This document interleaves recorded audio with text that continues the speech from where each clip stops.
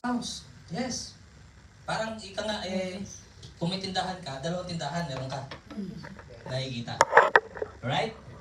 Tapos, itong ultimate mo, meron ka rin dalawang accounts. Ayan. So, ito isa, ito dalawa. Bakit? Ganyan po talaga yan. Ganyan ka-generous si Sante. This year lang po yan. Take note ha. Next year po, kahit anong package bibilhin nyo, one account lang. Kaya sa mga prospect nyo or dun sa mga nanonood, papasok dito yung power of positioning. Dapat, ikaw to, ako to, Ellie. Bibigyan ako ng dalawang account, 1 saka 2. Next year po, isa na lang yan. Yung nag-invite sa akin, halimbawa si Trish, di ba? Kung pumisisyon ako ngayon, nakadalawang account ako, di mas maganda. Next year, wala naman siyang choice eh. Lalagyan naman ako na lalagyan eh, nakaposisyon na ako. Ang tawag dito, power of positioning.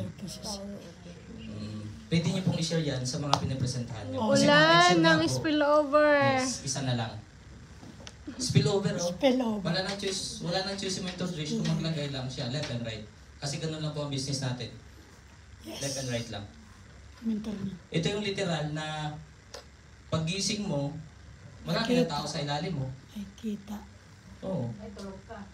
Tulog ka, yes. Tulog ka dito, gising ang Pinas eh.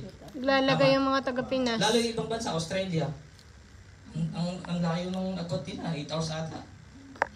Oo. Gabi pa dito, umaga na dun eh.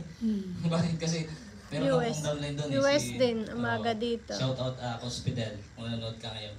Andun siya ngayon, oo. Minsan nagko-comment ako sa kanya, morning na doon, dito gabi pa lang. Gabi pa. Diba? So literal, matutulog pa lang ako mamaya. Siya gising na. Gising na. Yes, nagkatrabaho na. Umahataw na. Pagtulog niya, gising ako. Ganun po yun. Ayan po. So yan po yung ating mga packages po. Alright? So, syempre, sa kitaan, ayan, tuloy ko na. So, take note po ha. Itong personal purchase bonus po yan. Sobrang may enjoy po natin to next year.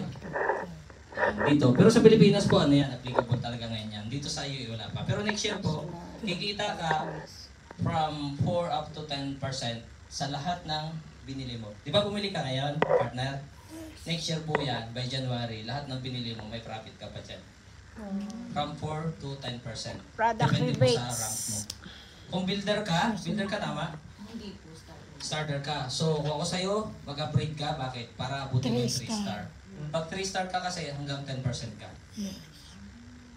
Yes. Lahat ng binili mo, pwede kang kumita up to 10%. Alright?